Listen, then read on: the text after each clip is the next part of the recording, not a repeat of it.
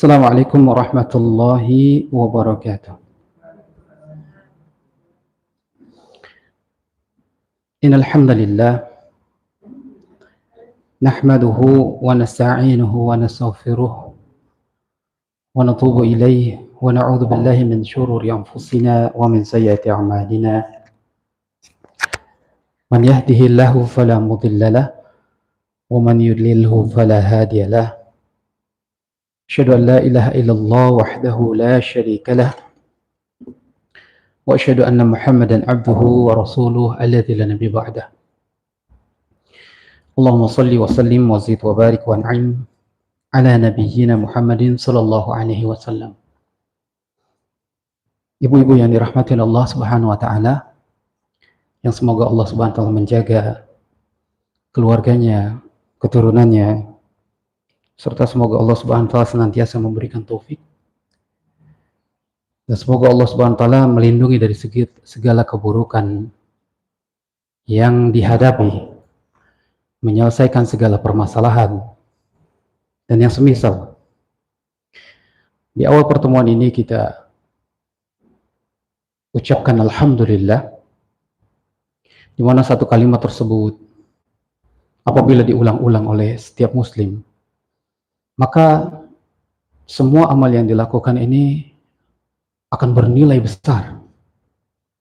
Bahkan Nabi SAW pernah menyebutkan dalam hadis, alhamdulillah tamla'ul mizan. Segala puji bagi Allah bisa memenuhi timbangan. Jadi mohon maaf sebelumnya terlambat tadi ya. Subhanallah, saya sudah sampaikan bulan lalu sepertinya saya akan terlambat lagi. Jam 10 ya. Karena memang perjalanan dari rumah ke sini banyak jedanya, banyak gang-gang gitu ya. Dan qadarullah wa masya'a fa'al terjadi lagi. Semoga Allah Subhanahu wa taala mudahkan kita luruskan niat dari waktu yang tadi diinfakkan. Tentu ibu nunggu di sini karena meninggalkan keluarga di rumah.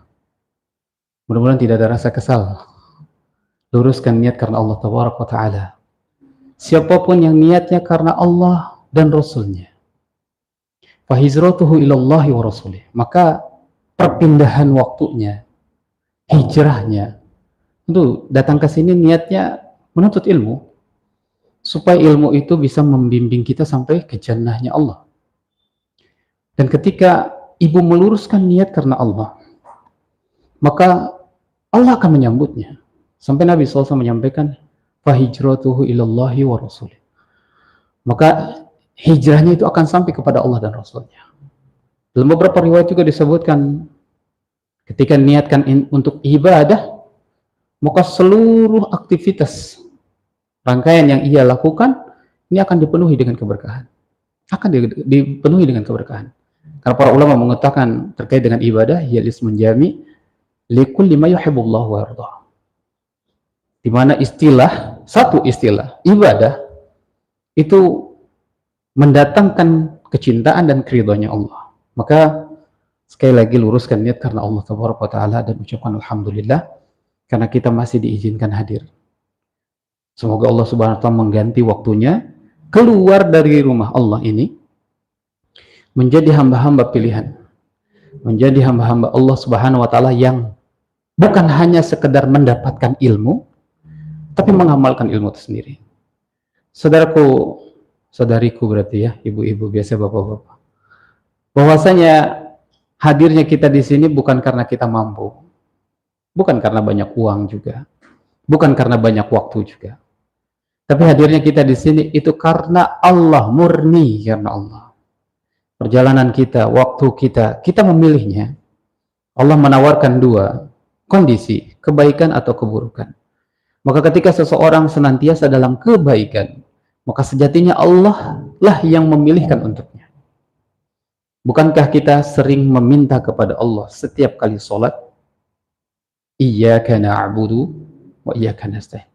Dalam kalimat itu ditafsirkan oleh para ulama, di antaranya ketika mengucapkan hanya kepadamu lah kami beribadah, menyembah, dan hanya kepadamu lah kami mohon pertolongan, ini seakan-akan menggambarkan bahwa ibadah itu pasti butuh pertolongan. Berapa banyak orang yang ngaku hebat, kuat, tapi sholat duha nggak bisa. Berapa banyak orang yang hebat bangun malam hebat, tapi tidak bisa sholat malam. Itu pertolongan Allah. Maka selain bersyukur kepada Allah, hari ini pun duduknya kita memohon pertolongan kepada Allah. Dalam Islam itu disebutnya apa, Bu? Isti'anah. Kan istiqomah, isti'anah. Isti'anah. Dalam ibadah harus ada isti'anah. Apa tuh isti'anah? Selalu memohon pertolongan Allah. Makanya doanya apa, Bu? Di surat Al-Fatihah, ihdinas siratal mustaqim. Tunjukilah kami jalan yang lurus. Semoga Allah membimbing kita sebagaimana yang disabdakan oleh Nabi sallallahu alaihi wasallam, "Man salaka tariqan yaltamisu fihi al-ilman, sahalallahu bihi tariqan ila al-jannah." Siapa yang menempuh perjalanan untuk menuntut ilmu, maka Allah akan mudahkan perjalanannya menuju surga. Kemudian salawat serta salam kita sampaikan kepada Nabi besar Muhammad sallallahu alaihi wasallam. Bersyukur kita kepada Allah Subhanahu wa taala, salah satu bentuk rasa syukur kita adalah senantiasa bersalawat untuknya. Dan majelis zikir, ini majelis ilmu. Sama atau beda, Bu? Beda. Majelis zikir umumnya adalah hanya mengingat saja. Isinya tahlil, tahmid, takbir. Isinya seperti itu. Tapi kalau majelis ilmu ada plusnya, yaitu ilmu itu sendiri. Dan menuntut ilmu hari ini ibu duduk niatkan murni karena Allah, murni karena Nabi SAW menyebarkan ilmu, mendakwahkan ilmu, mempelajarinya dengan harapan untuk mendapatkan kebaikan-kebaikan dalamnya, maka Allah Subhanahu wa taala akan berikan keberkahan hidupnya. Akan diberikan keberkahan hidupnya. Bukan hanya sekedar datang kemudian selesai. Tapi ternyata memang ada ibadah yang Allah Subhanahu wa taala telah tetapkan. Di mana kita sering dengar ya, thalabul ilm fardhatun ala kulli muslim. Menuntut ilmu merupakan kewajiban bagi setiap muslim. Jadi kalau ada flyer kemudian di dalamnya terkait dengan kajian, apapun kajiannya, siapapun yang mengisinya, ketika kalau Allah, kalau Rasul sampai ke ibu nggak ada uzur di sana, maka kewajiban bagi ibu untuk hadir. Coba, sering kan flyer-flyer itu datang di handphone kita? Namun kadang hati ini terketuk, dapat taufik dari Allah atau dapat hidayah irsyad saja. Hidayah irsyad sampai. Jadi hanya berupa, oh kita tahu ada kajian. Itu hidayah irsyad. Tapi hidayah taufik, kita tergerak datang. Siapapun setiap harinya hidup di dunia, seorang muslim, maka dia wajib menuntut ilmu. Wajib. Dia datang ke sini niatnya karena Allah dan wajib. Ketika ibu selesai dari kegiatan ini, atau ibu misalkan nggak bisa hadir, pastikan ibu menuntut ilmu entah lewat medsos, entah lewat YouTube, entah baca artikel, entah baca kitab. Ketika ibu baca, selesai itu gugurnya. Sama seperti ibu melaksanakan sholat wajib. Udah dilaksanakan, selesai itu kewajibannya. Berarti satu hari itu selesai? Iya, selesai. Maka pastikan hari-hari kita 24 jam menuntut ilmu. Salah satunya di awal waktu, mungkin ibu sambil masak, ibu sambil duduk sama anak ngedengerin kajian, atau mau ada dibelikan speaker khusus kah, atau media sosial yang tertempel di dinding TV ya maksudnya ya, kemudian tertampil kajian-kajian, wajib Bu. Maka ini sudah mulai diterapkan, dan ini salah satu bentuk kita mengikuti apa yang dicontohkan Nabi SAW, karena memang menuntut ilmu adalah wajib. Hari ini tentu kita akan membahas satu pembahasan yang menjadi pilihan. Dan saya ucapkan jazakumullah khairan, jazakunallah khairan yang terlibat dalam kegiatan ini, baik ibu-ibu yang menyediakan waktu dan semisal, karena semoga dari sini ada kebaikan yang dibawa. Karena mulai hari ini insya Allah, kalau memang diizinkan terus setiap 2 pekan atau sebulan sekali, Setiap 2 pekan kita akan coba menjangkau yang lebih luas dengan mengadakan streaming. Semoga ada orang-orang yang belum sempat hadir ikut terlibat juga, ikut bisa melihat juga. Kita hari ini akan membahas tentang meneladani akhlak Nabi Sallallahu Alaihi Wasallam. Meneladani akhlak Nabi SAW dalam meningkatkan persaudaraan. Iya, keumuman kita tahu kita saudara tapi saling membenci. Betul Ibu ya? Saudara itu ada 2. Satu senasab, satu semuslim. Yang saya pahami sementara ini, saudara itu terbagi 2. Senasab dan semuslim. Satu nasab, jelas. Satu darah. Satu turunan. Dan ini lebih dalam lagi dikenal dengan mahram.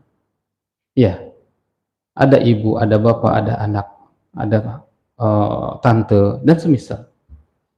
Kalaulah kita berbuat baik kepada orang-orang tersebut, satu nasab, wajar. Wajar Bu ya? Tapi jarang sebagian kaum muslimin lupa, jarang sekali sebagian kaum muslimin tahu bahwa tetangga kita bisa jadi saudara kita. Jarang sekali kaum muslimin tahu tetangga kita adalah saudara kita. Kita ketemu di jalan, di warung, dimanapun, kita melihat bahwa ada orang yang pakaiannya sama, hijabnya sama. Maka terkadang kita lupa dia adalah saudara kita. Sehingga mungkin ada saudara kita yang tidak saling sapa. Dan ini berbahaya. Padahal Nabi SAW telah sampaikan bahwa al-muslim akhul muslim. Seorang muslim, saudara muslim lainnya. Sama. Karena dia mengucapkan kalimat yang sama. Asyhadu an la ilaha illallah wa asyhadu anna Muhammadan abduhu wa rasuluh. Siapapun yang mengucapkan kalimat ini maka saudara kita. Tapi tidak sebagaimana mahram ketentuannya. Dia tetap saudara kita sesama muslim. Berarti ada hak-hak. Iya, ada hak-hak yang perlu dipenuhi. Apa yang terjadi Bu di tengah-tengah masyarakat ketika tidak memahami hal ini? Kita akan menyebarkan salam sama orang yang kita kenal. Betul. Kita akan nyapa orang yang kita kenal aja. Terkadang nggak jarang kita sapa orangnya nggak nyapa, nggak mau melihat muka kita. Padahal kita tahu dia Islam, sama-sama Islam, kita ucapkan salam. Assalamualaikum. Nggak jarang di antara saudara kita, dia nganggap kita nggak mungkin nyapa sama dia. Maka dia diem aja. Padahal kita sedang menyapanya. Kita temukan itu. Dan gak jarang juga kita temukan bahwa tetangga kita punya masalah, kita cuek. Atau terkadang kita buat masalah buat tetangga kita. Apa itu? Entah tumbuhan yang kita gantung. Kan biasa mama, ibu-ibu itu suka gantung-gantung tanaman ya. Kemudian nanam pohon sehingga tanamannya sampai ke sebelah. Ini ada hak-hak. Ada hak-hak dari saudara kita yang perlu kita penuhi. Maka kita harus ada satu percontohan gitu. Ada satu percontohan atau satu tauladan yang bisa kita tiru dan standar. Yang uniknya bahwa Islam sudah mengajarkan itu semua. Seharusnya seorang muslim dia ngaku asyhadu an la ilaha illallah, dia paham masalah ini. Sehingga ketemu siapapun di jalan, siapapun di yang akhwat ya, khususnya akhwat sama akhwat, ikhwan sama ikhwan, seharusnya dia bisa tafsus salam. Seharusnya dia tabassumuka fi akhika laka sadaqah. Dia tersenyum sama saudaranya. Kan kalau nggak kenal senyum juga berat Bu ya. Akhwat sama akhwat, ikhwan sama ikhwan. Bukan ikhwan sama akhwat, beda itu lain. Ini akhwat sama akhwat, ikhwan sama ikhwan. Yang saudara laki-laki sama saudara laki-laki semuslim, saudara perempuan sama saudara perempuan semuslim. Ini ketemu terkadang pengen senyum susah. Kita senyumin, kemudian dia berpaling wajahnya. Sakit nggak Bu? Sakit. Tapi kalau itu ibu pahami bahwa ibadah ibu melakukannya bukan karena dia. Itu konsep ibadah begitu. Kan udah kita bahas ya Bu ya, dari pertemuan-pertemuan sebelumnya. Konsep ibadah sederhana, kita lakukan itu karena Allah. Jadi kita melihatnya, waduh ini saudara kita. Kemudian kita tersenyum, sedekah, ibu dapat pahala sedekah di sana. Kalau ibu tidak, ibu malah ibu yang cemberut, waduh bahaya. Bahaya. Berarti ibu ada di posisi lainnya. Karena hidup kita ini kan, hati kita hanya ada dua kondisi, Bu. Kalau enggak kondisi dalam keadaan baik, satu kondisi dalam keadaan buruk. Ibu satu kondisi senang tersenyum dengan saudari perempuannya atau saudara sesama muslimnya, tapi di satu sisi ibu enggak mau menyebarkan, hanya itu doang. Hanya itu saja. Pilihan yang Allah pilihkan. Maka mudah-mudahan dengan mempelajarinya, kita paham bahwa ada hak-hak muslim lainnya. Baik. Kita beruntung sekali lagi tadi sampaikan bahwa Islam sudah punya panduan. Ini saya murojaah kembali dari pertemuan-pertemuan sebelumnya. Bahwasanya siapapun yang berpegang kepada panduan tersebut, hidupnya bahagia. Bukan berarti nggak ada masalah ya Bu ya. Ujian, hidup itu pasti ujian. Kalau dalam surat Al-Mulk Allah katakan ayyukum ahsanu amal. Allah akan jadikan, Allah akan lihat siapa yang paling baik amalnya. Jadi ibu bukan berarti ngikut panduan nggak diuji, justru semakin ibu ngikut panduan semakin diuji.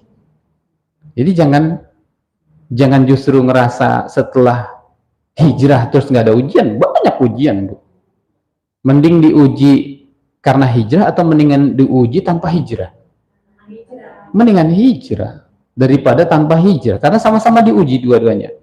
Orang diuji tanpa hijrah, ujiannya itu bisa fisik, ujiannya itu bisa terkait dengan ya psikis gitu ya. Tapi ujian hijrah itu Masya Allah, yang paling berat adalah batin, hati. Dan yang paling kita temukan adalah saudara senasab, adik kah, kakak kah, ibu kah, gitu ya kalau hijrah. Nah alhamdulillah Allah telah tetapkan panduan dan ibu berpegang kepadanya, ibu akan selamat. Di mana Nabi SAW pernah bersabda yang diriwayatkan oleh Imam Hakim, dikatakan taraktu fikum amrayn, aku tetapkan, aku tinggalkan kepada kalian dua perkara. Perkara ini ibu harus ada di rumah. Kemudian lan tudillu ma tamassaktum bihima, kamu tidak akan sesat selama-lamanya ketika berpegang kepada dua tempat tersebut. Yang pertama adalah kitabullah, Al-Quran. Al-Quran punya ibu ya? Ada, alhamdulillah. Setiap rumah ada. Cuman berdebu nggak Bu? Atau karena saya ada Pak, bervariasi Al-Qurannya. Tapi dibuka nggak? Iya ada, tapi dibuka nggak? Coba. Dari yang kecil, dari yang besar, dari yang warnanya ini, warnanya itu. Masya Allah, koleksi. Tapi nggak dibaca, bahaya nih. Bahaya nih. Lihat, kitabullah wa sunnata Rasulih. Atau yang satunya sunnah Rasulih. Sunnahnya yang dimaksud adalah semua perbuatan Nabi, perkataan Nabi, takrirnya Nabi, yang sekarang dimudahkan dalam kitab hadis. Yang kita nggak bisa lihat Nabi ya, belum bisa lihat Nabi sekarang. Bahkan kita nggak kenal beliau secara fisik, namun secara histori, secara keilmuan kita dikabarkan 14 abad yang lalu loh, 1400 tahun lalu. Tapi kita bisa mengenal beliau dengan cara mempelajarinya. Nah kita dianjurkan selain punya kitab, kita dianjurkan punya sunnah Nabi SAW. Ibu berpegang kepada dua tersebut, aman.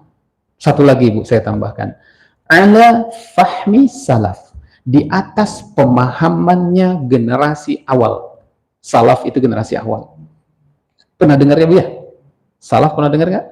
Salaf itu asal katanya dari salaf yang dimana generasi awal.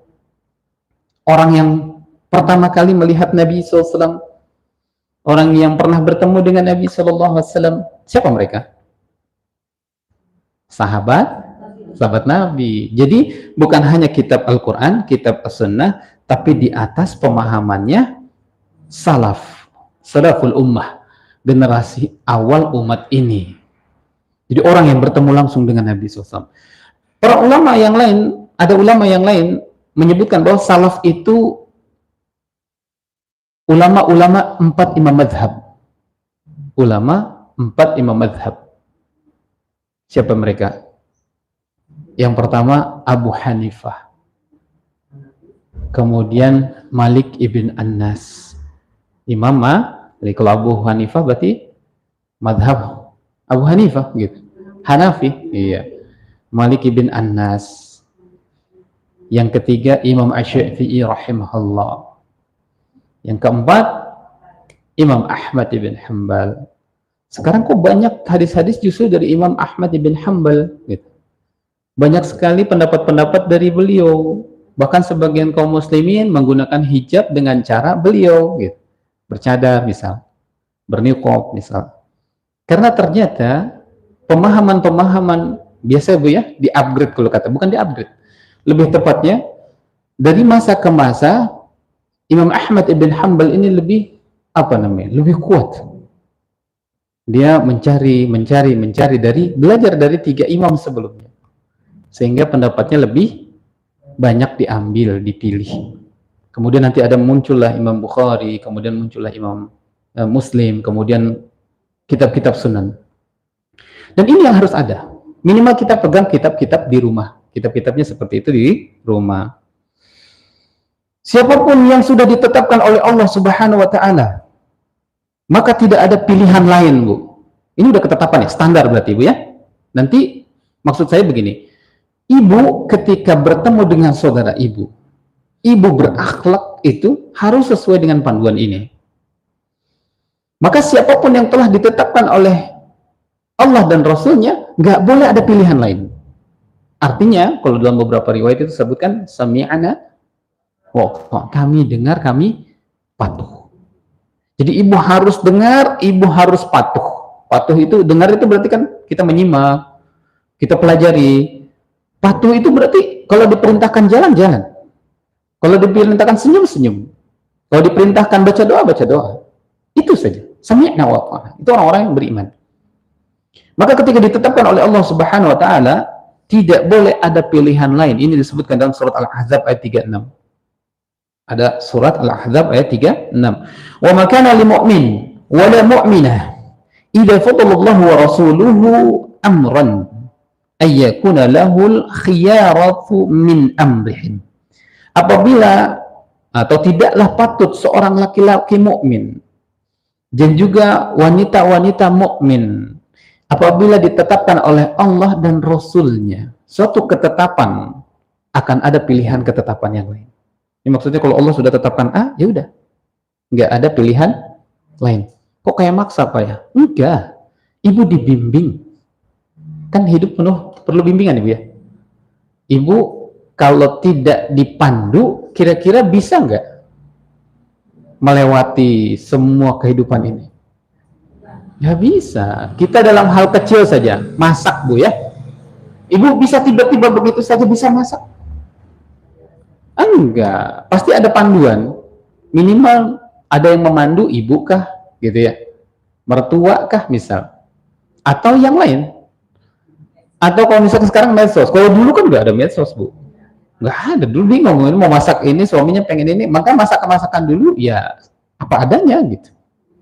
Sekarang diizinkan karena memang banyak, kalau resep opor banyak bumbunya.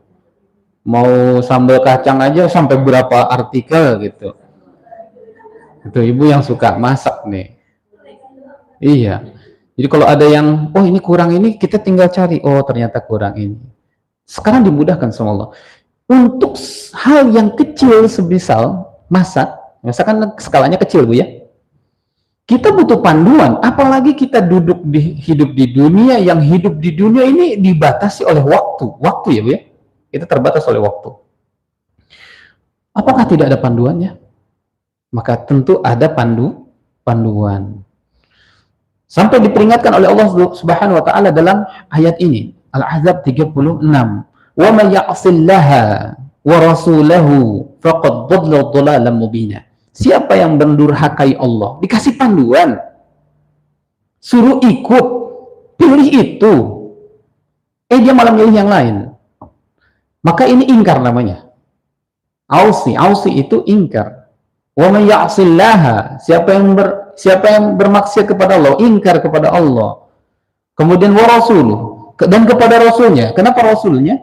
Utusannya. Allah mengutus orang dari kalangan manusia, yaitu Rasulullah SAW. Faqad dhalla dhalalan mubin, maka dia sungguh sesat dalam kesesatan yang nyata. Dikasih panduan, dia milih sendiri gitu loh. Ibu, ada orang yang pernah ke Jakarta. Ibu tanya sama dia, saya pengen ke Jakarta, misal. Kemudian, oh ya nanti naik ini, misal. Ini rutenya. Kalau dulu kan begitu ya. Kalau sekarang pakai map, tinggal titik, selesai. Kalau dulu nanya-nanya, kita mau ke apa Bu? Misalkan Tanah Abang ya biasanya kalau ibu-ibu ya. Saya mau ke Tanah Abang. Saya harus gimana nih? Nanti naik kereta ini, naik angkot ini, naik ini. Kereta biasa. Terus sudah dikasih tahu nih Bu, panduannya, nanti ikutin aja. Taunya ibu nggak megang itu. Saya tahu tinggal naik ini aja. Dengan terka-terka. Kira-kira lebih cepat apa lebih lama? Lebih cepat nyasar. Tapi akan lama prosesnya. Sedangkan kita tahu sehari waktu itu 24 jam. Ibu berangkat pagi, targetan jam zuhur udah selesai, seharusnya kan gitu. Karena siapa yang mau lama-lama di pasar? Pasti sebentar. Maka waktu inilah yang memang menjadi modal bagi kita.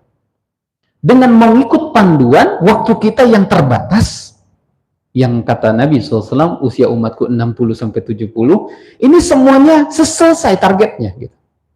Kalau hari ini targetnya, sekarang hari apa? Sabat.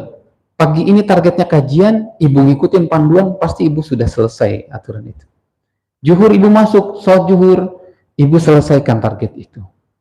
Masuk sholat asar, ibu selesaikan target itu. Itu tujuannya tuh. Ibu masuk maghrib, selesai. Ketika ibu melewati tanpa panduan, bablas tuh semuanya. Betapa banyak orang-orang Islam, dia masuk di waktu zuhur, dia masih lalai. Berapa banyak anak-anak kita yang mungkin kita nggak, naudzubillah, kalau dulu ya kita ingat ya, sebagian orang tua ngebiarin anaknya tidak sholat zuhur, lantaran kasihan dia baru capek habis mungkin latihan ini latihan itu, biasanya begitu ya. Padahal dia nggak tahu bahwa setiap waktu ada target. Maka siapapun yang bermaksiat kepada Allah, ngambil jalan lain dari jalan yang telah dipilihkan oleh Allah, dia dalam keadaan sesatan yang nyata. Semoga Allah menjaga kita dari perbuatan-perbuatan tersebut. Maka fa'alikum bisunnati, kata Nabi SAW. Hendaklah kalian berpegang kepada sunnahku. Ini perintah Nabi. Berarti kalaupun kita dalam pilihan ini, kita dapat pahala. Kan targetan kita ibadah Bu ya. Jadi siapapun yang memilihnya pasti milihnya pahala semua. Pahala semuanya. Wa sunnatul khulafa'ur rasyidin al-mahdiyyin. Nah, ini tadi saya bilang kenapa harus di atas pemahaman salaful ummah, generasi awal dari umat ini. Karena Nabi SAW mengatakan dalam hadisnya, wa sunnatul khulafa'ur rasyidin al-mahdiyyin. Dan tetaplah kalian berpegang di atas sunan itu jalan. Jalan yang dibawa oleh khulafa'ur rasyidin. Siapa itu? Abu Bakar, Umar, Utsman, Ali, dan para sahabat radhiyallahu anhum yang mengikuti mereka. Hendaklah kalian tetap di sini, kata Nabi SAW. Makanya para ulama menyebutkan bahwa harus ala fahmi salaf. Karena ada orang yang berpegang kepada Al-Quran, berpegang kepada hadis, karena pemahamannya dia tidak mengikuti pemahaman salaf, tersesat dia. Tersesat. Maka ini perintah Nabi SAW. Sampai dikatakan, adu alaiha bin nawaji'. Kata Nabi SAW, gigit oleh kalian tuh yang tadi pegangan dengan gigi geraham. Kalau makan pakai gigi geraham apa gigi tengah? Kalau alat misalkan, pasti gigi geraham. Artinya itu gigit dengan kuat, pegang dengan kuat. Karena dengan itu kalian akan selamat.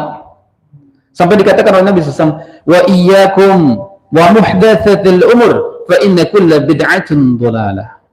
Kata Nabi SAW, jauhilah setiap perkara yang baru. Hati-hati ya, yang diada-adakan.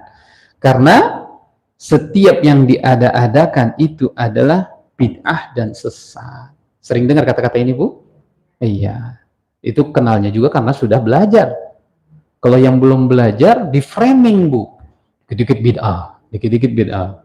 Handphone bid'ah, kipas bid'ah, kan gitu ya. Mobil bid'ah, keliru. Karena dia taunya bid'ah itu secara umum. Padahal bid'ah itu memang betul ada bid'ah hasanah, tapi bid'ah dalam muamalah. Muamalah ya, Bu. Muamalah itu interaksi sama manusia, sesama manusia, kendaraan, handphone, itu bid'ah hasanah secara umum. Adapun bid'ah yang dimaksud oleh Nabi SAW yang disebut tadi bid'ah dalam ibadah. Ibu nggak boleh mentang-mentang ibu ngerasa saya dekat sama Allah, sholat terus, habis asar sholat lagi, habis subuh sholat lagi, boleh? Nggak boleh, karena itu dilarang. Ada panduan. Intinya ibu cukup ikut panduan, selesai. Jangan ditambah-tambah, jangan dikurang-kurang. Ada konsekuensi, Bu. Ibu pegangnya sunnah Nabi SAW ini ada konsekuensi. Apa? Akan seperti orang asing. Ibu pasti seperti orang asing, di keluarga seperti orang asing. Kok kayak saya setelah hijrah malah seperti dikucilkan, gitu ya? Di tengah-tengah masyarakat itu, di tengah-tengah masyarakat itu seakan-akan seperti musuh. Padahal dia belum kenal kita, gitu. Belum juga interaksi, kita dianggap aneh gitu. Dan ini sudah konsekuensi yang harus diambil oleh setiap muslim. Ibu kalau mau hijrah harus capek, harus berletih-letih. Hijrah itu kan pindah, Bu ya. Kita sederhanakan deh, ibu pindah rumah capek nggak kira-kira? Jangan pindah rumah, Bu. Pindahin barang di rumah. Kan ibu suka mindahin baju gitu ya, baju dipindah-pindahin, udah benar udah rapi, pindahin lagi gitu. Betul ya, Bu ya? Perabot udah rapi, dirapihin lagi. Capek nggak, Bu? Capek. Itu memindahkan barang saja capek. Apalagi hijrah yang betul-betul melibatkan hati kita. Merubah hati kita yang tadinya cenderung kepada ketidaktahuan menjadi tahu. Itu susahnya luar biasa. Dan itu butuh ilmu dan kesabaran. Makanya nasihat para ulama cukup satu surat. Wal asr. Demi masa, demi waktu. Lihat bagaimana Allah menyebutkan di dalam ayat itu.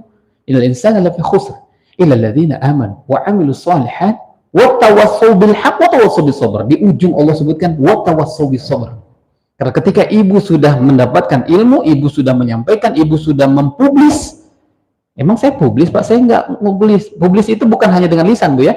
Ibu berubah penampilan, saja itu mempublis. Maka ketika ibu mempublis, pasti ada apa namanya? Ada respon orang terdekat, orang yang tetangga dan semisal. Dan responnya bisa positif, bisa negatif. Dan ibu harus bersabar di atas itu. Sampai kapan, Pak? Sampai mati.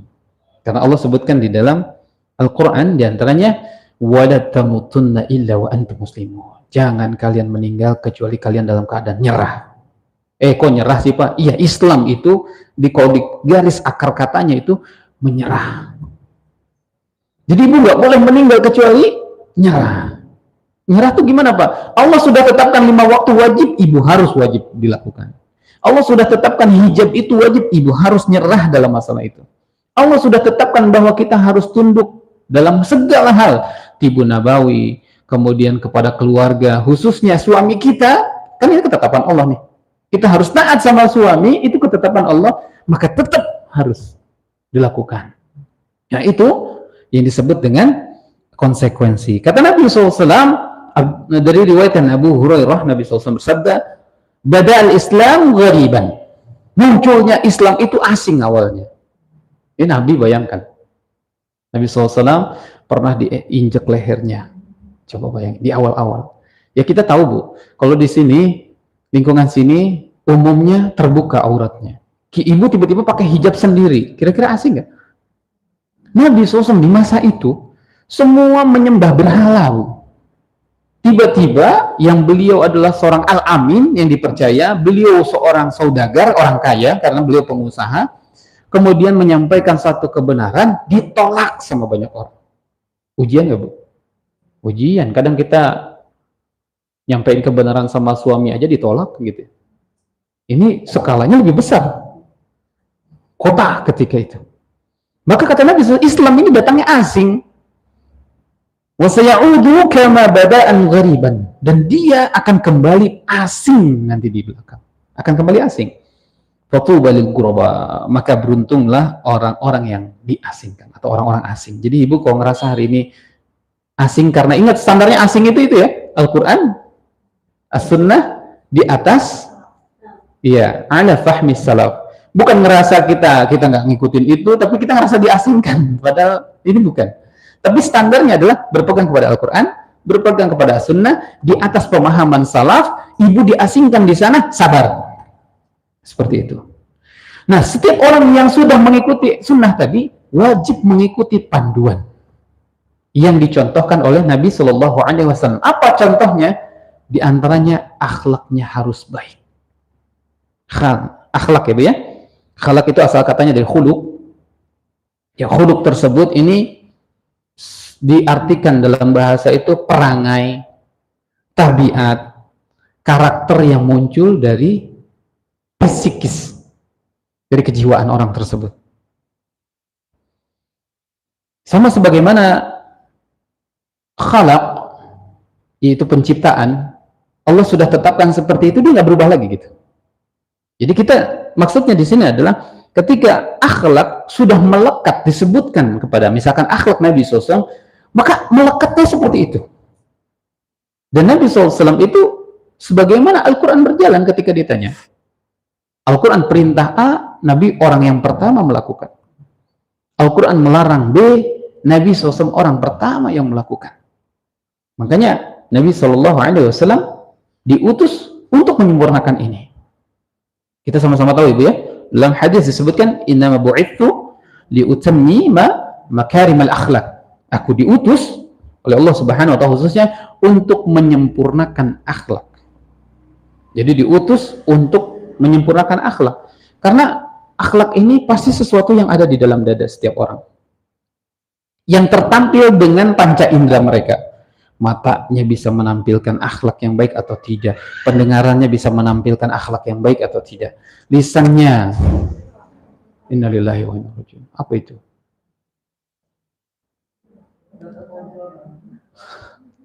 Sampai mana tadi?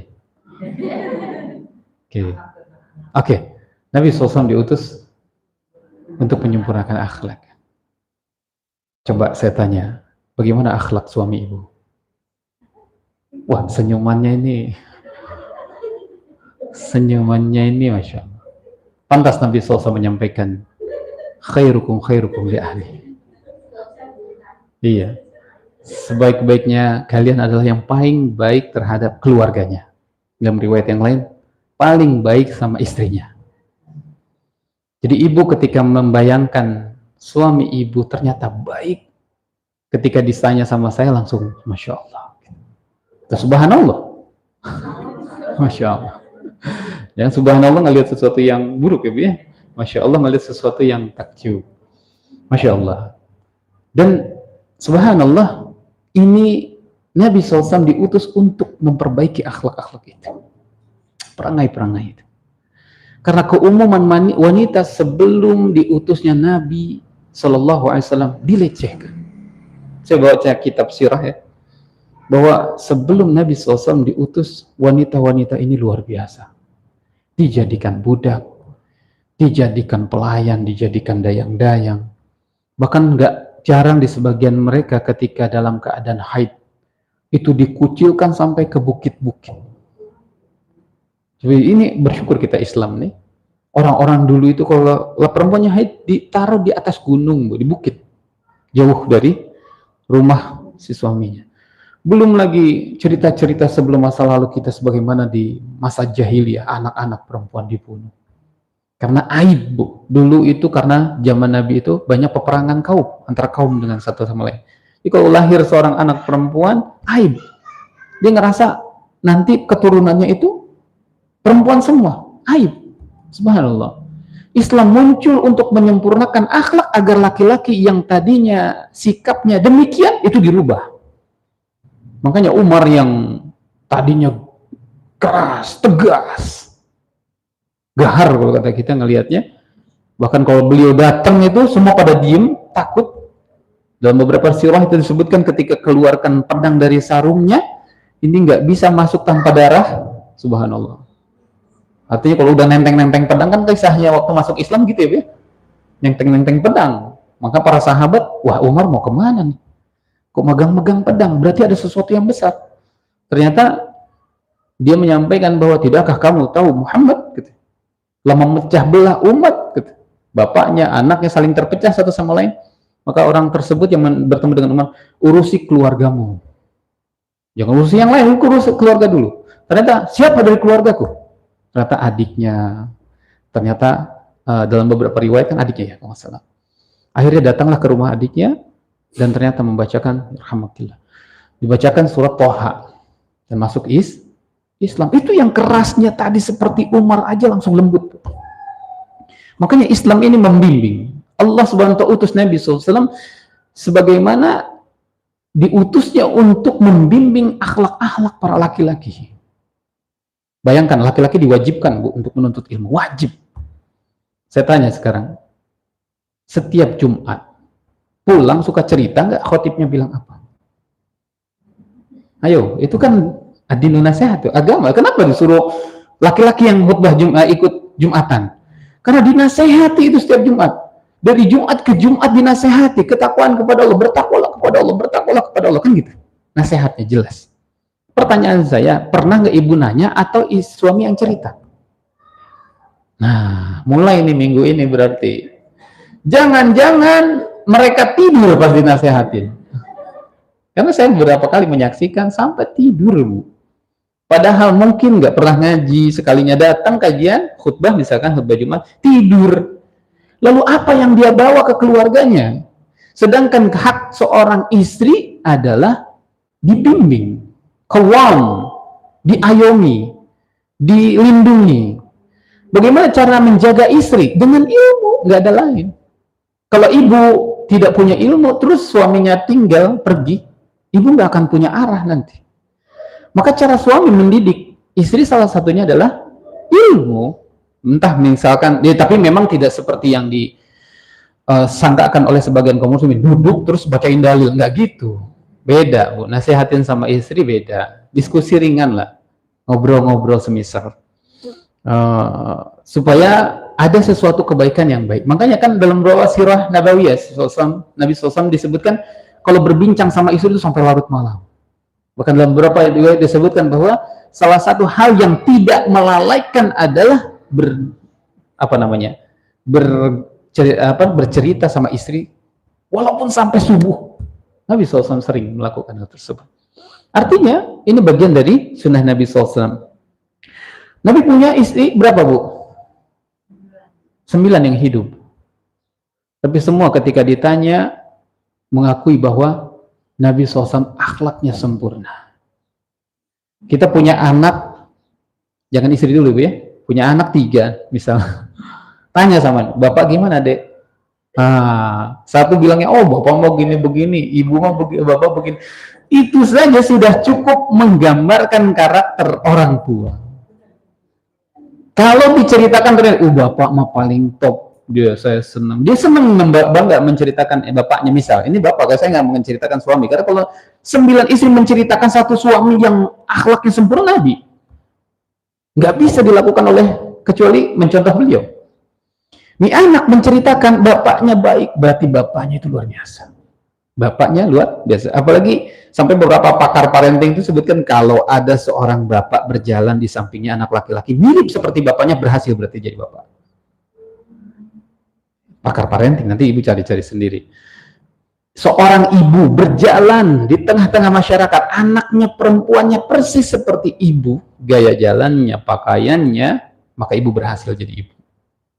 Tapi kalau sebaliknya, ibunya tertutup, anaknya malah modis. Ada yang salah berarti polanya. Ada yang salah. Maka itu kenapa sebab kita dianjurkan ngikutin panduan, supaya sama standarnya dari zaman ke zaman, masa ke masa. Walaupun teknologi sudah berkembang, tetap karakter Islamnya harus ada, muncul Islamnya harus ada. Dulu turunnya dari onta, sekarang turunnya dari alpat, harus sama gayanya. Misal, kan dulu onta ya, Bu, ya, Onta itu mahal sampai sekarang. Sekarang kan pakai kendaraan dulu itu onta. Sekarang turun dari mobil misalnya, Alphard lah. Itu gayanya harus sama, seperti sahabat Nabi SAW. Makanya orang-orang yang paham agama, dia orang-orang kaya, pakaiannya nggak branded. Coba lihat, dia lebih sederhana.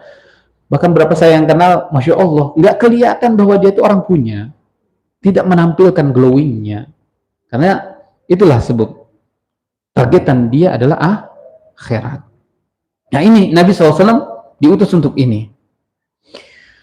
Maka dalam riwayat disebutkan, khususnya surat Al-Qalam, Nabi SAW ditegaskan oleh Allah Subhanahu Wa Taala. Di antaranya katakan nun wal qalami wa ma yasturun. Di ayat 4-nya dikatakan wa innaka la'ala khuluqin 'adzim. Sungguhnya engkau benar-benar memiliki budi pekerti yang agung. Benar-benar memiliki akhlak, berarti sesuatu yang ditanam di dalam dada yang tertampil keluar dalam keadaan agung mulia. Makanya sebab para sahabat ketika Nabi keluar dilihatin, Nabi sholat aja dilihatin, sampai ada hadis yang menyebutkan ketika Nabi SAW baca doa apa, tahu karena jenggotnya bergerak. Nabi berjenggot sampai sedemikian. Nabi SAW keluar masuk dilihatin, subhanallah. Kebayang ya, kalau misalkan ada orang yang menjadi idola ketika jalan di satu tempat, Masya Allah, jadi pusat. Dan Nabi SAW paling senang dengan bergaul dengan orang-orang miskin. Senang sekali Nabi SAW, senang sekali ketika ada orang datang-datang yang bertanya kepada beliau. Nggak nampak darinya kesombongan, nggak nampak darinya, subhanallah, dari wajahnya kelihatan bahwa lembut. Setiap orang itu tersenyum Nabi SAW. Tidak pernah melihat wajahnya dalam keadaan memerah, kecuali mungkin ada beberapa riwayat ketika ada yang bertentangan. Misal ada Aisyah radhiyallahu anha ketika itu membuatkan alas duduk, kalau nggak salah, alas duduk yang ada gambar makhluk. Nabi ngelihat untuk apa itu? Mukanya langsung merah. Karena nggak pernah marah. Ini kelihatan orang yang jarang marah kalau mukanya berubah kan kelihatan. Kalau orang yang sering marah nggak, udah susah ngebadain mana senyumnya nih, nggak pernah. Kalau ini berubah wajahnya sedikit, ketahuan Nabi SAW. Maka disampaikan bahwa ini hadis yang terkait dengan gambar itu, sungguhnya malaikat tidak masuk ke dalam rumah yang ada gambar, ada patung, ada ini. Padahal di situ hanya gambar seperti burung kalau nggak salah. Akhirnya disuruh dikeluarkan dari rumah. Perkara-perkara yang melanggar aturan, Nabi SAW berubah wajahnya. Tapi secara umum sosial beliau terlihat riang, gembira. Kecuali mungkin pada saat sakit ya. Kisah ketika beliau sakit itu Masya Allah, 14 hari kalau nggak salah, 2 pekan, itu para sahabat radhiyallahu anhum betul-betul rindu, sedikit-sedikit ngelihat rumahnya, lihat rumah, kan rumahnya sebelahan. Sebelahan, ya, ada pintu masuk ke mihrabnya. Nah, setiap kali ngelihat jendelanya Nabi, karena yang ditunggu-tunggu itu beliau sallallahu alaihi wasallam. Nah ini kembali lagi bahwa beliau Nabi SAW, wa innaka la'ala khuluqin 'adzim. Sungguhnya engkau benar-benar memiliki budi pekerti yang lurus. Terkait dengan akhlak, siapapun yang meniru Nabi SAW, kemudian dia menampilkan apa yang diperintahkan dan menjauhi dari apa yang dilarang oleh Allah dan Rasulnya, kemudian dia sudah terbiasa dengannya sehingga menampilkan kebaikan, entah senyum, nanti saya sebutkan ya hal-hal apa saja yang harus dilakukan, maka ini lebih berat pahalanya dibandingkan orang yang rajin sholat, dibandingkan orang yang rajin puasa. Subhanallah. Jadi ketika ibu berakhlak santun, husnul khuluq, akhlak yang baik, maka ini bobotnya itu berat dibandingkan orang yang rajin puasa, rajin sholat. Nah, ini disebutkan oleh Nabi SAW dari Abu Darda, bahwa Rasulullah SAW menyebutkan dalam hadisnya, ma min syai'in yudha'u fil mizan athqalu min husnil khuluq. Ini kalau ditimbang ya, tidak ada satu amalan jika diletakkan dalam timbangan lebih berat daripada akhlak mulia.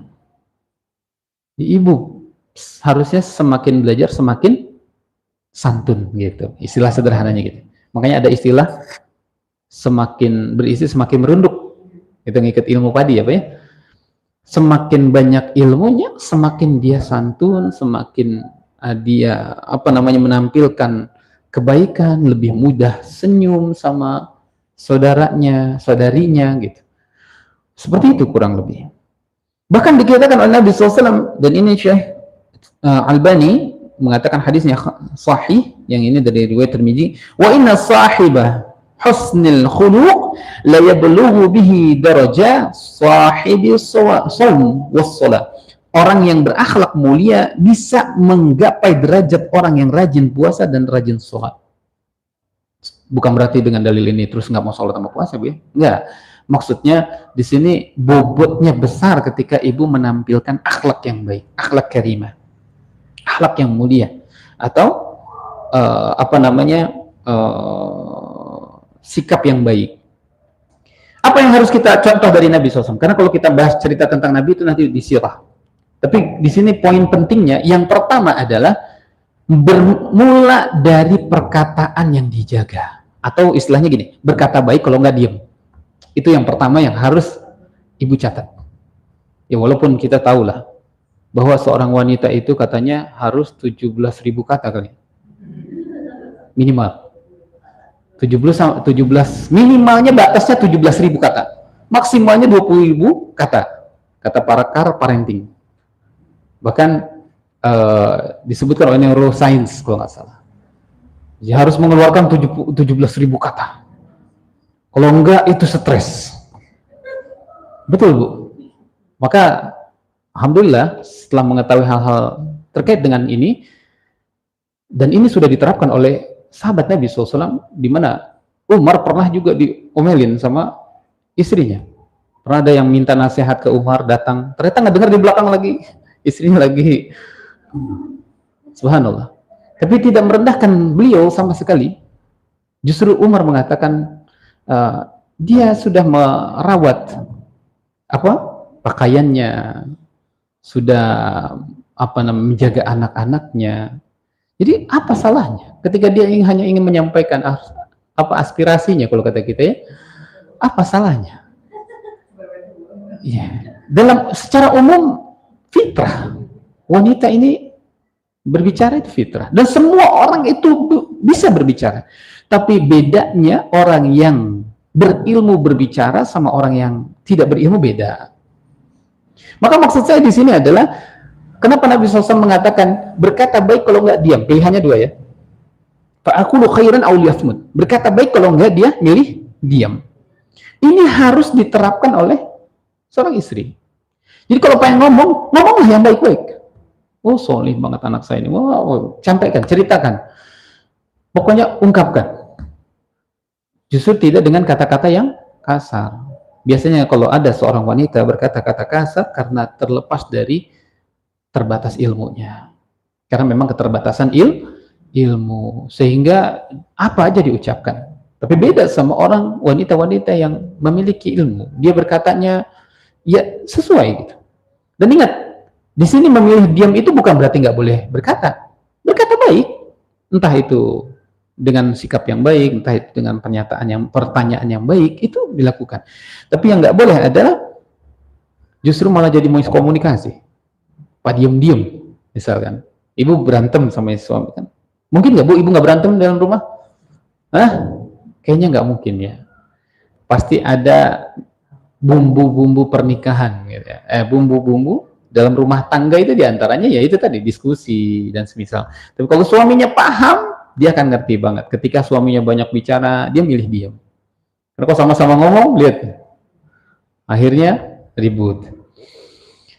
Maka perlu dipahami, ini perintah dari Allah Subhanahu wa Ta'ala. Seorang yang berkata baik atau diam, ini perintah Allah. Ibu ketika berkata-kata yang baik, ini perintah Allah. Dan semua urusan ibu ketika sudah perintah Allah demikian, Allah selesaikan masalahnya. Allah selesaikan urusannya. Sederhananya begitu. Di dalam surat Al-Ahzab lagi nih, Bu, ayat 70-71. Dan ini sebetulnya nasihat sering disampaikan setiap khutbah Jumat. Nah itu makanya tadi saya nanya, disampaikan nggak nih? Kalau sudah disampaikan berarti itu sampai, udah tahu. Tapi kalau belum disampaikan, minimal ibu dengar di sini, minimal. Atau di kajian-kajian lainnya boleh. Allah Subhanahu wa taala berfirman, "Ya ayyuhalladzina amanu taqullaha wa qulu qawlan sadida." Ini nasihat yang selalu diulang di hari Jumat. Wahai orang-orang yang beriman, bertakwalah kepada Allah, ambil sifat baik dalam diri, tunduk patuh, maksudnya begitu. Wa qulu qawlan sadida, berkatalah dengan perkataan yang sadid, yang baik. Berarti ini apa, Bu? Perintah. Jadi ibu mengatakan yang baik-baik dapat pahala itu. Boleh berkata-kata, boleh, tapi yang baik-baik. Yuslih lakum a'malakum. Lihat, kalau kita berkata baik, Allah Subhanahu wa taala jamin Allah akan memperbaiki amal-amal kalian. Coba bayangkan, ibu berkata baik, urusan Allah yang memperbaiki urusan. Semua masalah ibu Allah yang perbaiki. Amal-amal ibu akan diperbaiki sama Allah. Wa yaghfir lakum dzunubakum. Allah menghapus kesalahan-kesalahan. Dosa-dosanya dihapus gara-gara mengucapkan kalimat baik. Karena maaf, terjadi pepercahan di rumah tangga juga kan gara-gara kata-kata yang kurang baik. Dikatakan oleh Allah Subhanahu wa taala, "Wa may yuti'illah wa rasulahu faqad faz fawzan 'azima." Siapa yang taat kepada Allah dan Rasulnya, sungguh dia telah mendapatkan kemenangan yang besar. Artinya gini, Bu, sederhananya, saya bahasa sederhanakan, ibu berkata yang baik, ibu menang. Bisa dipahami ya, Bu? Kenapa menang? Karena nggak akan ada orang yang nuntut dengan kata-kata ibu. Karena ada sebagian orang tersakiti dengan kata-kata yang mungkin sederhana bagi kita. Taunya dia menjauh dari kehidupan kita. Ketika menjauh, mending kalau orangnya itu tidak melakukan apa-apa. Ingat ya, doa itu mazlum, doa yang terzolimi itu kan dikabul, makbul. Jangan sampai dia sakit hati dengan kata-kata tersebut. Kalau dia punya ilmu, enak, kita didoakan yang baik. Kalau dia nggak punya ilmu, lihat, kau akan rasa seperti apa yang saya rasa. Hati-hati, Bu.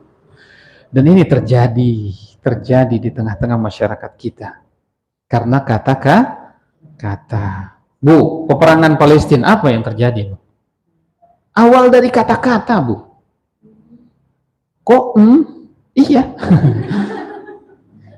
Di mana ada yang memerintahkan serang, kan gitu ya? Itu kata-kata. Serang. Ada yang memframing, ada yang berdusta, ada yang berbohong dengan kata-kata. Akhirnya terjadilah genosida. Terjadilah kehancuran, terjadilah perpecahan. Apa yang menyebabkan ada orang demo? Iya.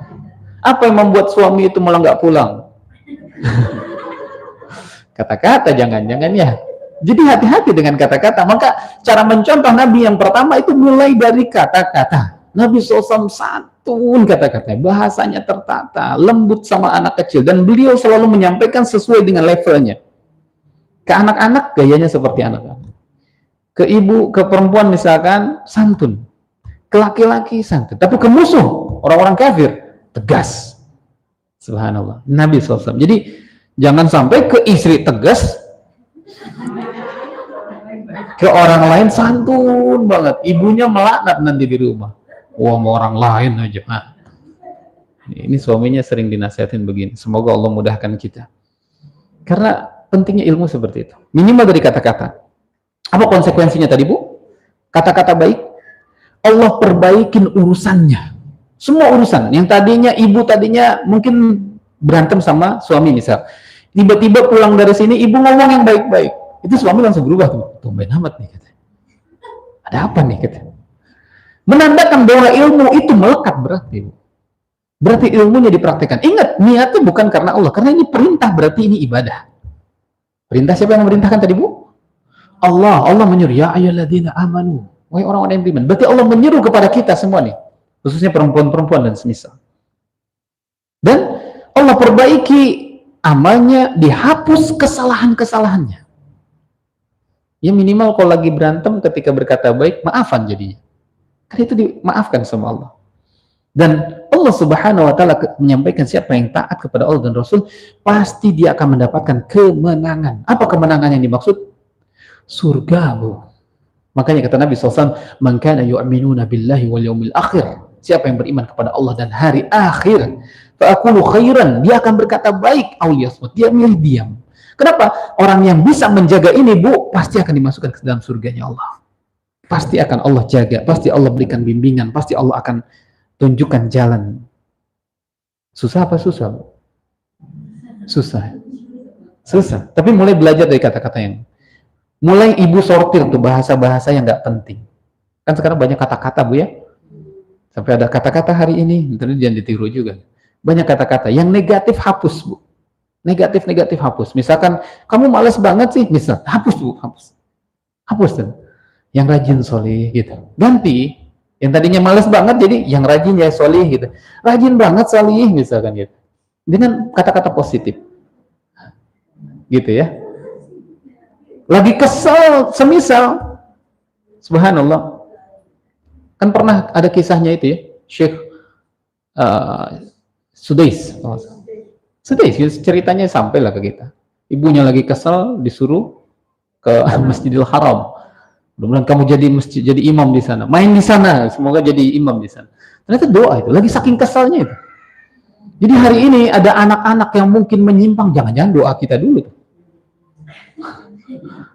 Dulu masih kecil, proses SMP, SMA, anak-anaknya kok udah besar, dulu mah rajin Ustadz, rajin solih dia, tapi sekarang kok susah. Ibu doanya kayaknya.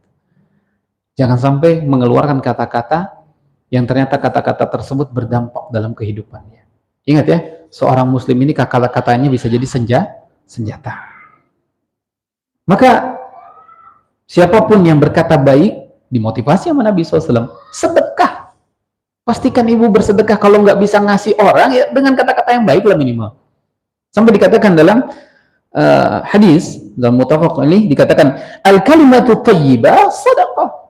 Kata-kata yang baik itu sedekah. Berapa banyak ibu ngucapin kata-kata baik sama orang, sama suami lah yang paling utama gitu. Karena memang salah satu yang harus dimuliakan di rumah adalah suami. Ini bahaya nih kalau misalkan kita tidak paham. Yang kedua, pastikan tersenyum. Tadi kan saya sudah sindir ya, senyum sama saudaranya. Yang paling punya hak mendapatkan senyumnya ibu siapa, Bu? Suami. Kenapa cemberut sama suami? Sama tetangga aja senyum-senyum, sama suami aja misal gitu. Padahal Nabi SAW meriwayatkan dalam Tirmidzi hadisnya, rahimahullah, Nabi SAW bersabda, tabassumuka fi akhika sadaqah. Apa senyummu terhadap saudaramu ini bagian dari sedekah.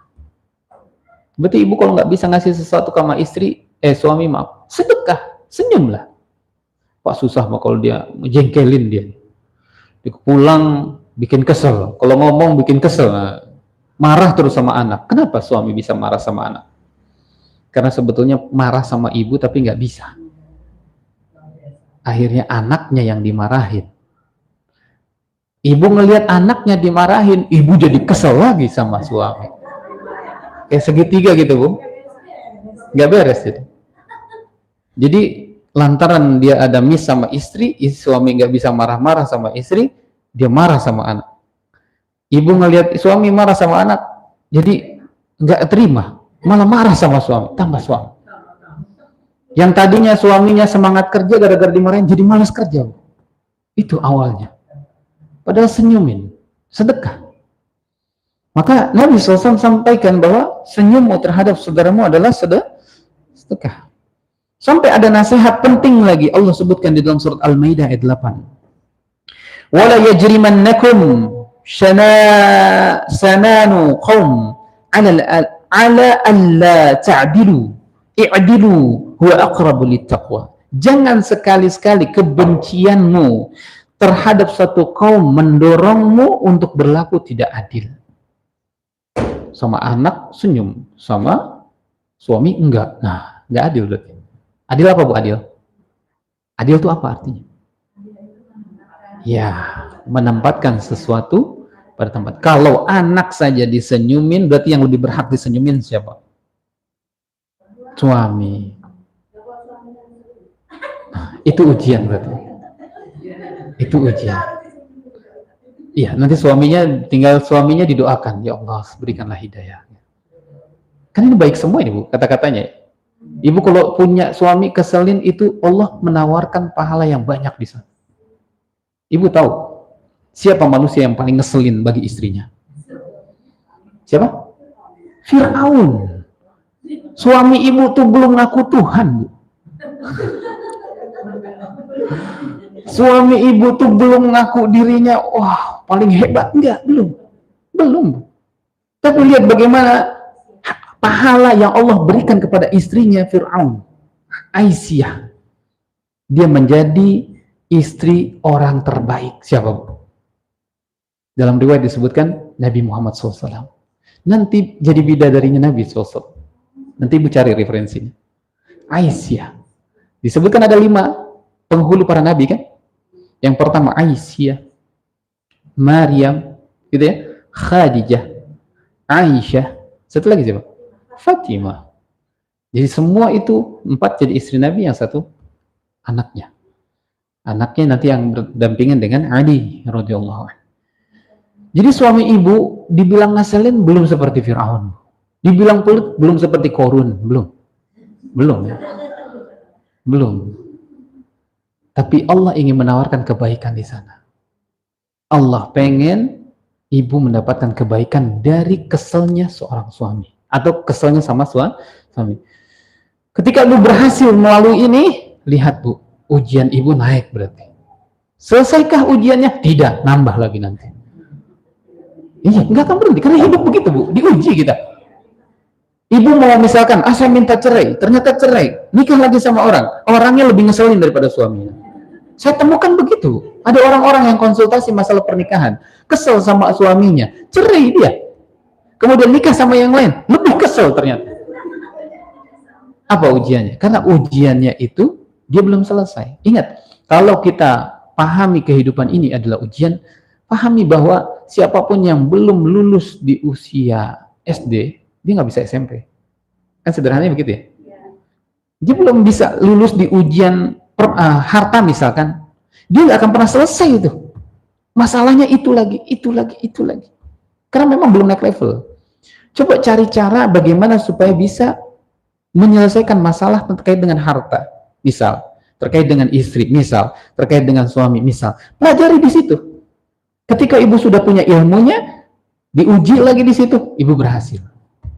Hari ini banyak orang yang terjerumus ke tempat yang sama, ujian yang sama, karena memang dia nggak punya ilmunya. Dia hanya mengeluh dengan masalahnya. Sama seperti anak SD lagi ngeluhin soal, Bu, aduh ini gimana ya, gitu. Ngeluhin, belajar gitu maksudnya. Belajar lagi, gitu.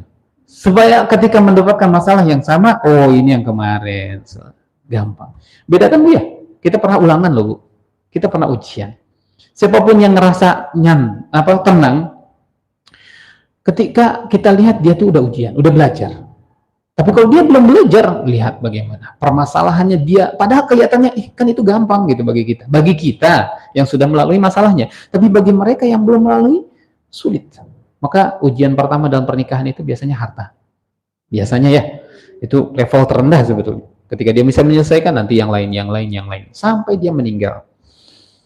6. Perhatikan terkait dengan senyuman tadi. Saya menyampaikan satu hadis Nabi SAW. Padahal pahala yang Allah berikan kepada seorang istri itu banyak.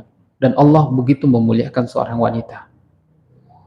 Kita melihat banyak surat-surat yang menjelaskan tentang wanita, Ibu ya. Dari Maryam, kita disuruh nyontoh. An-Nisa, nggak ada surat Ar-Rijal, nggak ada. An-Nisa, kita disuruh belajar tentang perempuan. Karena memang perempuan ini khuliqatin min dila, kata Nabi SAW, diciptakan dari tulang rusuk yang bengkok. Ya bukan berarti ibu ngerasa ibu bengkok terus ibu jadi tameng di situ. Kalau emang bengkok ini jangan gitu. Maksudnya jangan bilang jadikan tameng. Kalau misalkan salah, akui kesalahan. Karena mengakui kesalahan itu ibadah juga. Loh, kok mengakui kesalahan ibadah? Bukankah istighfar Nabi SAW itu artinya mengakui kesalahan? Astagfirullah, aku memohon ampun kepada Allah, mengakui kesalahan. Kita mengakui kesalahan kepada suami, apa salahnya? Maaf ya. Lihat Bu, bedanya karakter laki sama perempuan. Beda. Ketika ibu merendah, suami lebih merendah. Coba lihat. Praktein. Ibu meninggi, ingat, Rijal Qawwam, dia punya karakternya Qawwam, pemimpin, pengayom. Ibu meninggi dia lebih tinggi, apalagi kalau dia punya uang.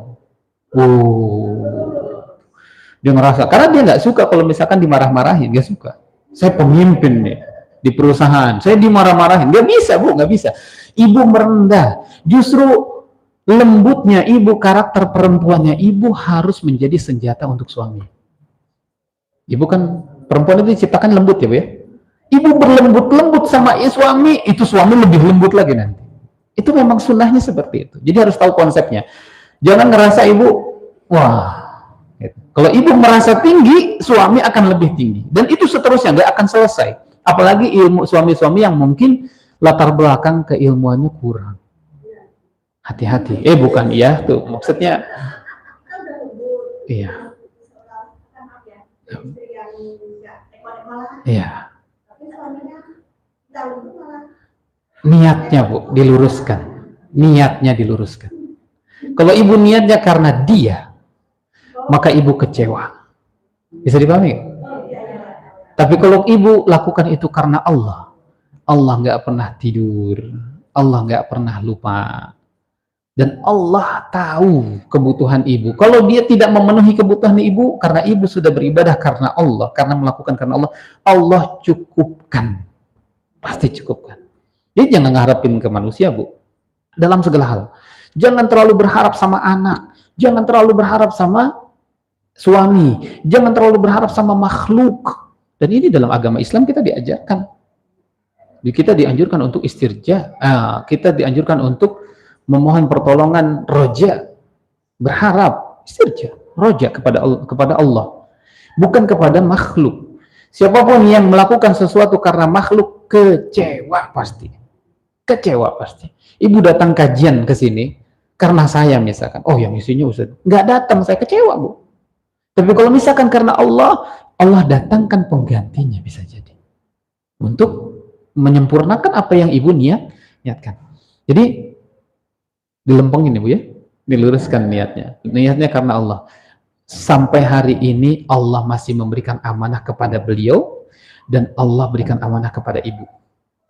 Artinya, selama amanah itu masih diberikan, saya akan terus menjalankan amanah ini. Gitu.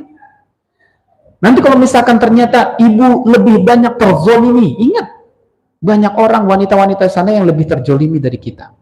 Banyak. Maka pahami bahwa Allah tidak pernah tidur dan tidak pernah lupa. Kalau Allah takdirkan yang baik sama ibu, Allah ganti itu suaminya. Kan bisa. Kan bisa. Bagi Allah bisa. Kalau niat karena Allah. Bukan berarti kita doa, ya Allah ganti suami. Enggak gitu. Enggak. Lakukan kebaikan. Bisa dipahami nggak bu ya? Jangan nanti doa minta ganti. Jangan. Hari ini Allah berikan peluang supaya suami ibu pahala dari lewat suami ibu diberikan pahala lewat dari suami ibu. Seperti itu. Lihat, Nabi SAW pernah diajak jalan-jalan, bu. Pernah kita dengar kisahnya Isra Mi'raj ya.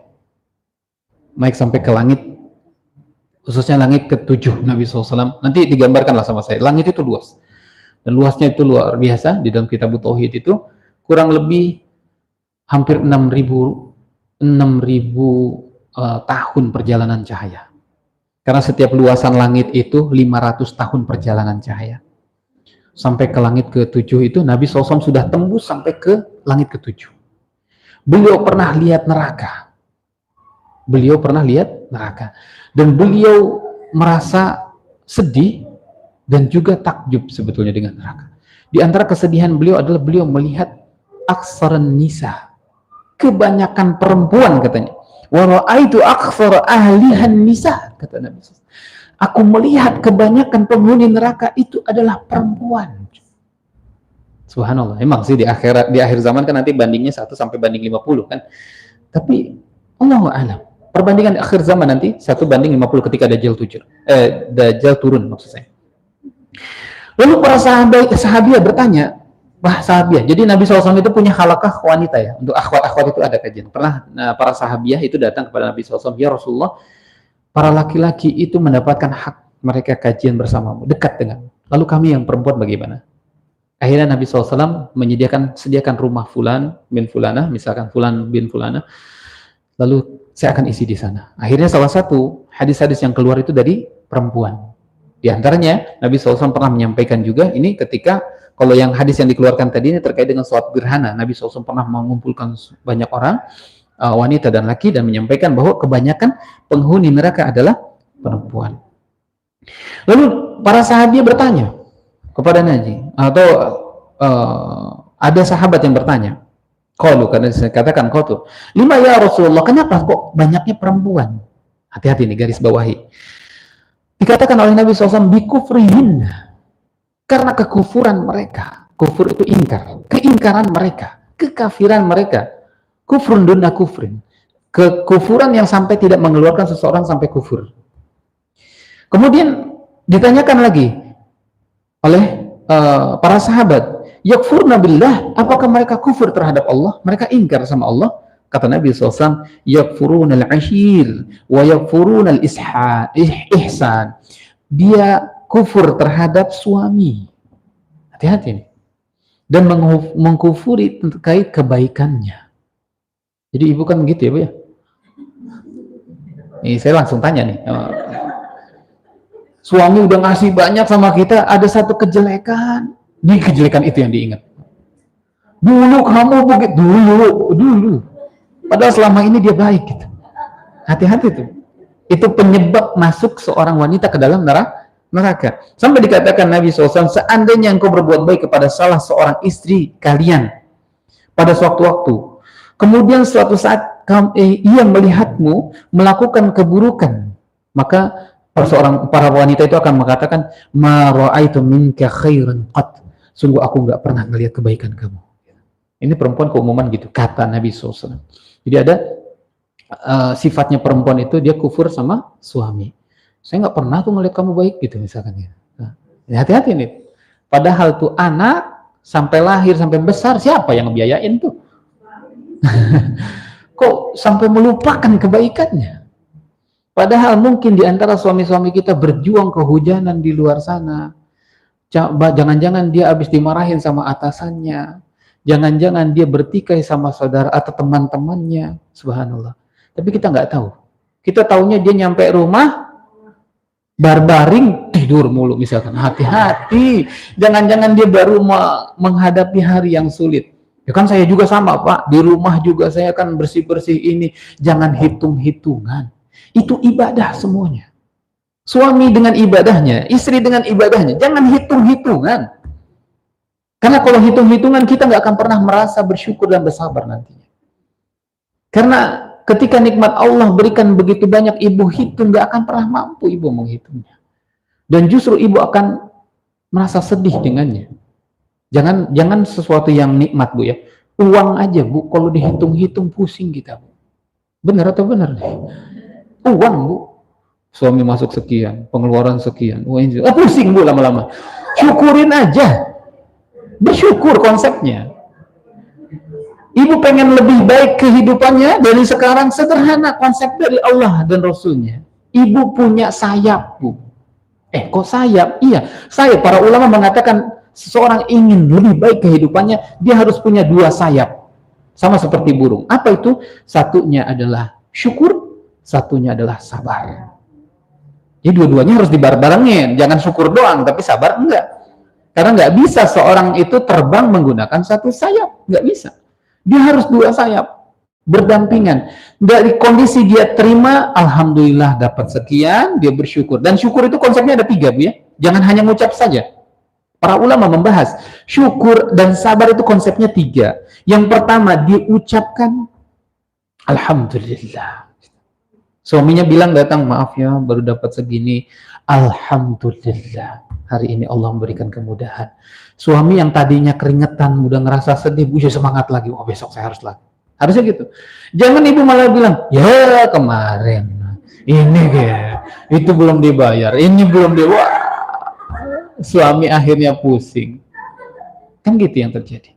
Yang pertama bersyukur Bu. Apa yang, kalau ibu nggak bisa berkata yang baik, udah diam aja. Alhamdulillah, udah gitu aja. Semoga Allah ganti, semoga Allah cukupkan dengan rezeki yang semisal. Karena maaf Bu, kalau kita bilang cukup, bukan karena banyak uang Bu, bukan. Banyak orang yang memiliki harta banyak tapi nggak cukup-cukup hidupnya. Cukup itu adalah hati yang merasa cukup. Hati kita ngerasa cukup. Berapa banyak orang gajinya besar Bu, tetap nggak cukup. Tapi ada orang yang gajinya mungkin cukup, mungkin rezekinya dia serabutan misal, tapi dia ngerasa hidupnya tenang-tenang saja. Karena tidak dinilai dengan materi atau uang atau angka dan semisal. Kembali lagi. Yang pertama tadi apa? Ucapkan. Ibu ucapkan alhamdulillah. Kalau ibu itu suami yang ngasih, ingat hadis Nabi SAW, la yashkurullah man la yashkurun nas. Tidak dikatakan bersyukur kepada Allah jika tidak bersyukur sama manusia. Bilang sama suaminya, makasih ya Bi. Selesai. Allah tambah nanti Bu. Itu yang pertama nih. Konsepnya harus ada 3 nih. Yang kedua yakin bahwa rizki itu Allah tetapkan segitu. Jadi kalau misalkan nerimanya 100.000, 50.000, 1 juta, 2 juta, yakin memang Allah sedang menetapkannya segitu hari itu. Gitu. Hari ini bisa makan dengan kondisi seperti ini. Yakin bahwa Allah sudah menetapkan memang seperti itu. Banyak orang yang berangkat sebelum subuh, pulang setelah isya, tetap dapatnya segitu.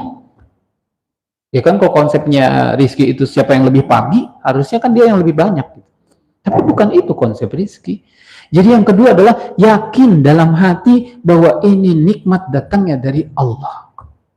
Yang ketiga, gunakan nikmat tersebut dalam ketaatan kepada Allah. Apa itu? Misalkan dapat 50.000, saya sedekah, bikin masakan bagi anak-anak kita. Ingat ya, jangan memisahkan juga nih. Terkadang saya temukan ada orang-orang yang memisahkan, maaf ini, mudah-mudahan kalau salah diluruskan, memisahkan bagian anak. Jangan dulu makan, Abi belum pulang. Zalim Bu, zalim. Nggak boleh. Anak kita punya hak itu. Kita dititipkan anak. Siapa yang nitipin anak ke kita? Allah. Lalu Allah mendatangkan rizki ke rumah. Rizki ke rumah itu untuk orang rumah, bukan untuk suami. Bisa jadi suaminya udah makan di luar. Akhirnya si anak kelaparan nungguin, misal.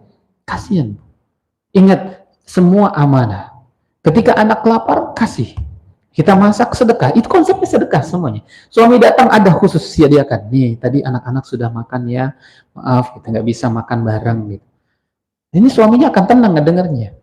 Tapi kalau misalkan sebaliknya, waduh, pantas itu pemicu antara kesulitan rumah tangga itu karena miskomunikasi. Jadi, pastikan rizki yang didapat itu untuk ketaatan. Sedekahkah? Yang paling berhak menerima sedekah kita siapa Bu? Keluarga. Kalau dekat rumah kita ada tetangga, misalkan di sampingnya ada orang tua lebih berhak. Sedekah konsepnya. Baru kita berbagi sama yang lain. Allahu a'lam bishawab. Maka kebanyakan penghuni neraka disebabkan karena wanita karena tidak bersyukur. Konsepnya gimana tadi Pak? Sayap tadi. Yang pertama ucapkan. Bersabar kalau misalkan bersabar gimana Bu? Kalau misalkan kehilangan sesuatu. Istirja di antaranya ya, innalillahi wa inna ilaihi raji'un. Kita memohon perlindungan kepada Allah, kita mengembalikan sesuatu karena kepada Allah Subhanahu wa taala. Nah, itu kurang lebihnya. Jadi itu terkait dengan subhanallah, maaf nggak nyangka udah mau zuhur lagi ya. Jadi yang kedua apa tadi Bu? Murah senyum. Yang ketiga terakhir deh. Berbuat baik kepada orang yang menzalimi kita. Susah nggak ya? Susah. Ya, tapi ini justru karena jarang sekali, karena susah makanya diangkat ini poin ini. Abu Hurairah radhiyallahu anhu berkata apakah husnul khuluq? Apa itu yang dimaksud dengan akhlak yang baik? Kepada Rasulullah SAW ditanya, kata Nabi SAW, tasilu man qata'ak. Engkau menyambung orang yang memutus. Kita memutus. Kan ada saya nggak mau ke rumah dia lagi. Kata adik misal, kata kakak misal, kata tetangga misal. Karena ribut. Datang kita ke sana. Itu kata Nabi SAW, akhlak yang baik itu kita menyambung.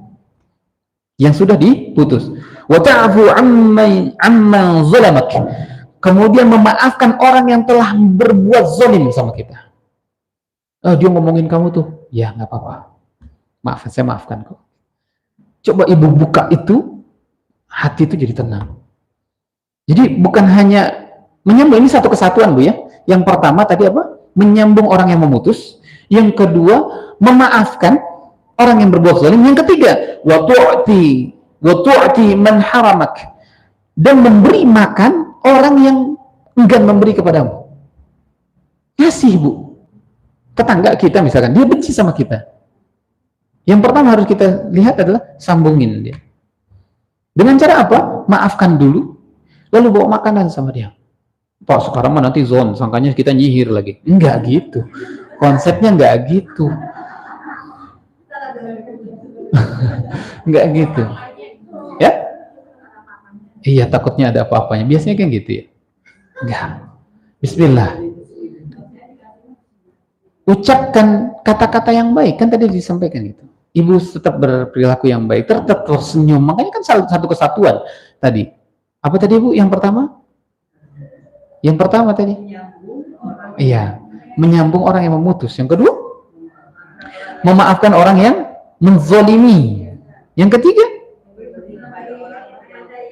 Nah, bagaimana itu bisa terjadi?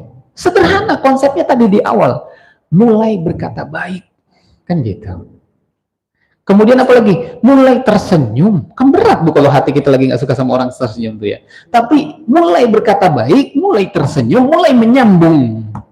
Dengan begitu Allah akan datangkan kebaikan. Maka seperti itu. Yang terakhir tadi sudah disampaikan bahwa ini yang paling berat. Tapi ini yang harus dipraktekkan. Salah satu contoh Nabi SAW adalah Nabi SAW menyampaikan dalam riwayat Imam Baihaqi, menyambung orang yang memutus, memaafkan kezalimannya, dan memberi makan atau memberi sesuatu. Dalam hadis yang lain dikatakan tahadu tahabbu. Engkau saling memberi, engkau akan dicintai. Pulang dari luar kota, sepi rumahnya, bawa, kasih. Yang tadinya nggak suka, jadi suka nanti dengan itu. Yang tiba-tiba ke ibu ngasih. Karena nanti kalau tiba-tiba ibu ngasih, ibu curigain. Tapi kalau ibu habis dari keluar kota, sampaikan, maaf tadi kami dari keluar kota, nih ada sedikit hadiah. Seperti itu. Nanti, oh dia dari luar kota, makanya dia bawa hadiah. Tapi kalau ibu tiba-tiba ngasih, nah ini apa ini katanya. Allahu a'lam bishawab. Semoga Allah mudahkan. Dan ingat yang terakhir, jangan zon. Zon ini yang zon prasangka. Inna ba'da dzanni ismun. Prasangka itu dosanya sebagai penutup saja bahwa semua ini bisa direalisasikan ketika kita berprasangka baik. Kita mencontoh Nabi SAW agar Allah Subhanahu wa taala membimbing kita dan kita termasuk orang-orang yang mendapatkan hidayah nanti insya Allah. Terkait dengan saudara, tadi sudah disebutkan ya, saudara itu nasab dan se-muslim. Lalu praktekkan ini ke siapa? Berarti yang pertama orang terdekat kita. Keluarga, yaitu suami atau anak. Kemudian siapa lagi? Tetangga. Ingat tetangga kita punya hak. Apa hak mereka? Hak mereka adalah tidak dizolimi. Dikatakan dalam hadis, kullu muslim al muslim haram. Setiap muslim atas muslim yang lain haram. Apa haramnya? Yang pertama damuh. Damuh itu harta, damuh itu darahnya. Kemudian maluh, hartanya. Kemudian wa'irduh, kehormatannya. 3 itu harus dijaga sama ibu. Jadi kalau misalkan tetangga kita darahnya, berarti kita nggak boleh bunuh.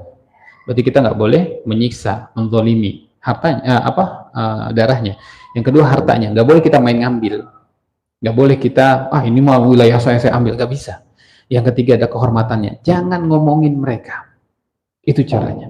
Semoga Allah mudahkan kita untuk memahami hal tersebut. Mohon maaf ketika ada kekurangan.